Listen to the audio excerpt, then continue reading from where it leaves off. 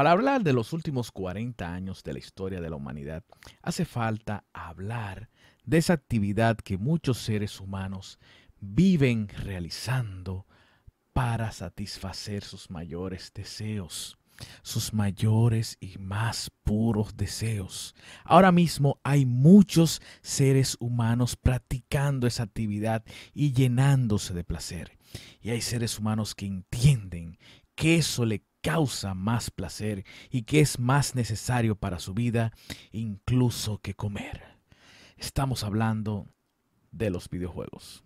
Tal como habíamos prometido en nuestro capítulo anterior, hoy íbamos a hablar de historia, documental, videojuegos y también de minorías, porque si está en Netflix, tiene que hablar de minorías. Hablaremos sobre el documental High Score, la historia de los videojuegos.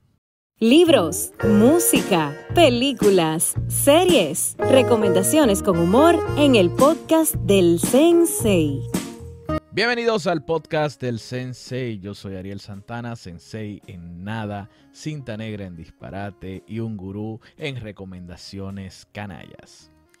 De la casa creadora de Dejemos ir a Verónica Castro y pongamos más escenas del contable y del chamaquito, y de los creadores de No importa tanto el profesor filósofo, sino la relación gay que existe entre su hijo y un alumno, nos llega High Score, o la historia de las minorías y el Nintendo. Yo sé que estoy comenzando por la parte más negativa, o quizás la parte que a mí menos me gusta de la serie, pero vamos con lo positivo. Esta serie de documentales sobre el pasatiempo que los boomers entendían que dañaba la televisión, los de la generación X entendían que dañaba la mente y los millennials descubrieron que realmente daña el bolsillo, es todo un canto a la nostalgia. Lo primero es que el narrador de la versión en inglés es el mismo tipo que hace la voz de Luigi en la mayoría de los juegos. Esto es un dato que no vale mucho porque yo sé que usted, al igual que yo, la verá en español. Y yo no me enteré realmente. Yo, aunque la escuchara en inglés, no me iba a dar cuenta que es el tipo que hace la voz de Luigi. Yo simplemente vi ese dato en IMDb. Pero, ¿quién no se llena de emoción al ver la historia de Space Invaders? O al ver la historia de Tetris. O al darse cuenta que Pac-Man fue inspirado en una pizza a la que le faltaba un pedazo, para que usted vea lo que hace el hambre. O también la historia del peor juego de la historia, que es E.T., para que ustedes vean también lo que hace el hambre de dinero. Yo me emocioné bastante con el capítulo de Mario y el del auge de Nintendo. Igual con la historia de Sega y Sonic, de cómo Sega realizó distintas estrategias para poder igualarse a Nintendo y crearon una consola de 16 bits cuando Nintendo tenía una de 8. Y bueno, yo sé que a mucha gente eso no le importa mucho, pero sí es bastante el cambio y uno ve cómo cada uno de esos puntos donde ellos crearon un personaje que se viera más juvenil, como que el Sega era para adolescentes, el Nintendo era para los chamaquitos. Entonces, toda esa estrategia es interesante de verla porque es algo muy valioso para el mundo de los negocios. Pero mi capítulo favorito es el de Street Fighter y Mortal Kombat. Y ya como ahí uno está más familiarizado, como se trata de los juegos favoritos de uno y principalmente de mi consola favorita, que era el Super Nintendo, cuando comienzas a ver ese capítulo y ves el transcurrir del mismo, te das cuenta como que faltan vainas. Como que hay cosas que están dejando atrás. Por ejemplo, a mí no me interesaba mucho el dato de que el personaje de Honda era un luchador de sumo, que ellos lo caricaturizaron un poco, lo pusieron fuerte, le pusieron pintura y peleaba en un baño público. En un baño donde se bañaban muchos hombres japoneses ahí, todos en toalla y en pelotas, y eso a mí realmente no me interesa mucho. Me interesaba más la historia de otros personajes, pero ellos le dedicaron más minutos al personaje de Chun-Li. Porque dicen, antes en los videojuegos las mujeres eran princesas, que iba un hombre y las rescataba.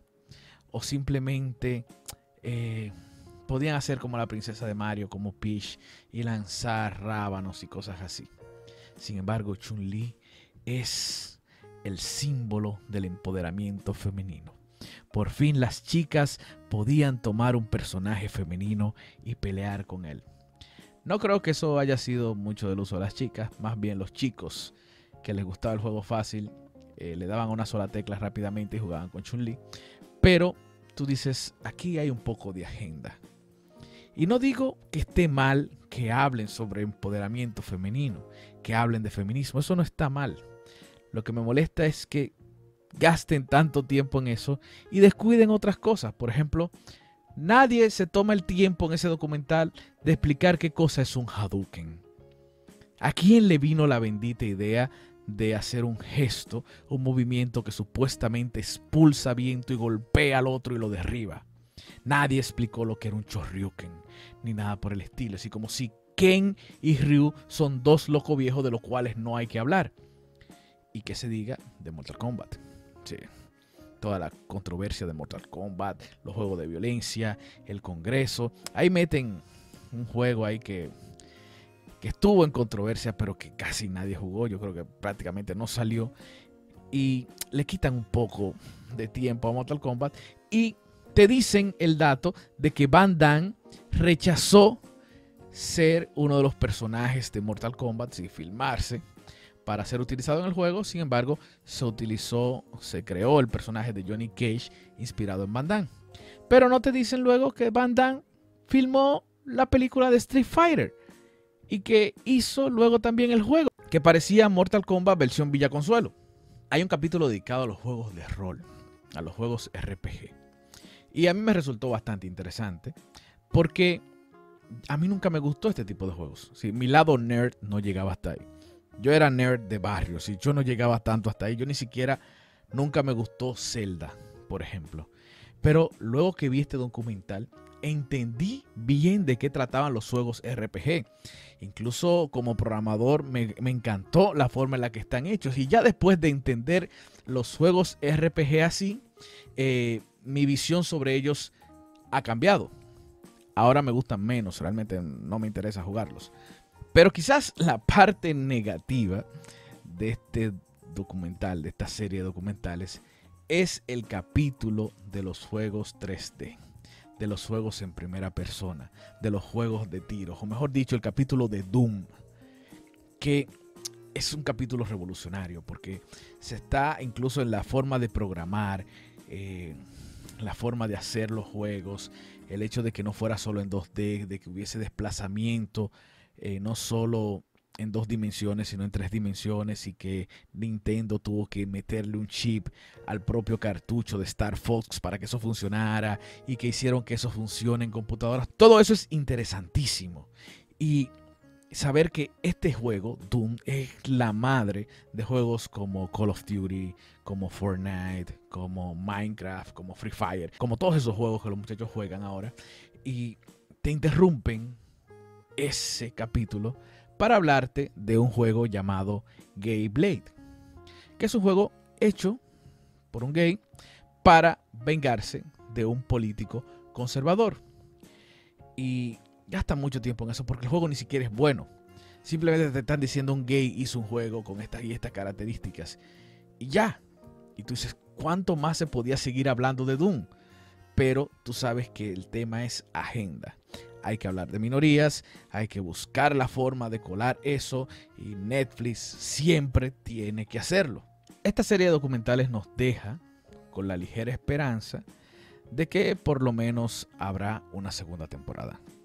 Una segunda temporada donde te hablen del PlayStation, te hablen de otras consolas de las que no hablaron, como la Commodore, cosas así, o que te hablen de Xbox, o de juegos como GTA, de otros tantos juegos que de cierta forma revolucionaron.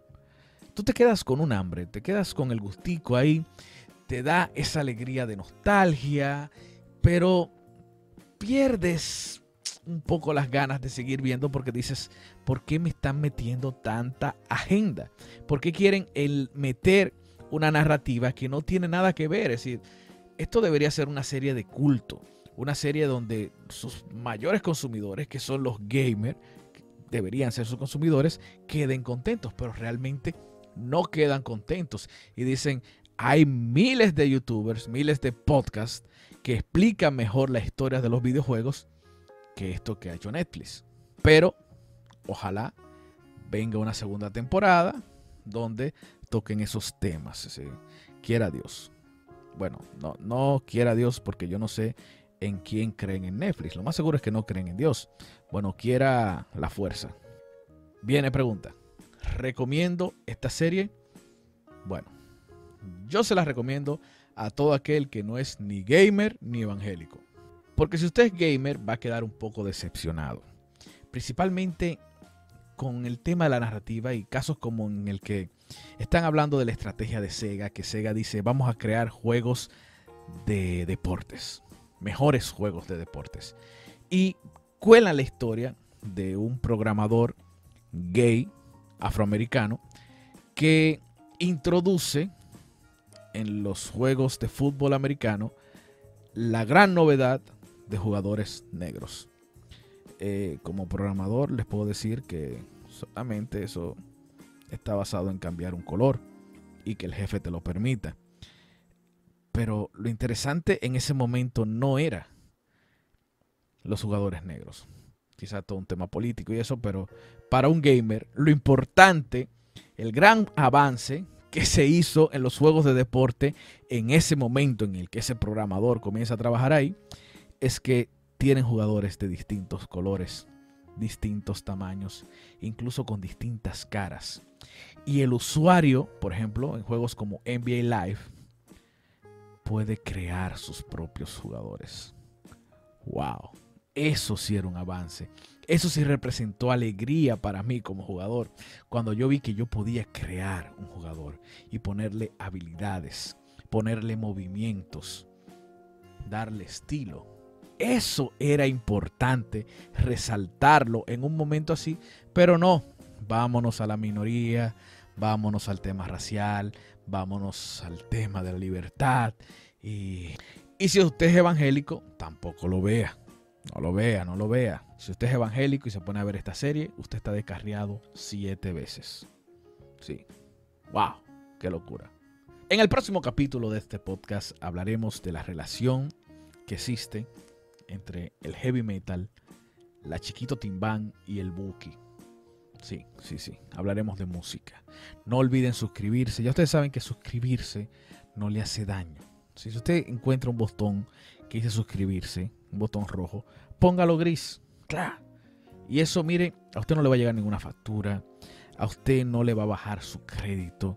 A usted no lo va a llamar ningún cobrador. A usted no le va a pasar nada. Nada en lo absoluto, nada. Simplemente usted se suscribe.